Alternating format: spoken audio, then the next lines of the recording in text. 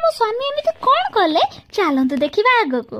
Hello guys जय जगन्नाथ। जेहेतु मो स्वामी को छुट्टी थिला से आम नणद भाज समित्री मिसी बाहर गलु शॉपिंग करने जुडियो को। आ जुडियो रे पहुँचु पहुँचु समस्त निज निज ड्रेस चॉइस करी चली गलु ट्रायल रूम को ट्रायल करने कहीं ट्रायल करके न आनले पुणी रिटर्न करने किए जीव जे थाउ एठी मो नणद सब निजे ट्रायल करी मते देखौ था आमु रिव्यू दे थाए को ड्रेसटा केमिति हेछि।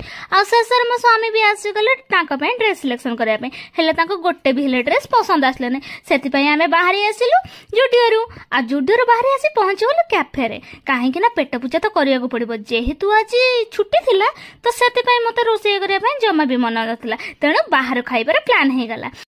मो स्वामी को रिक्वेस्ट कर आउ थे मो चेयर टान दियो कहीं मो वीडियो बनने भूली अच्छे आ मो कथा मानिकी मो चेयर टान देले आ मो वीडियो बने देले तापर आसीगला मो नणंदर फेवरेट कोल्ड कॉफी पी से रिएक्शन एते सुंदर थिले जे आपण माने देखि पारुथिबे।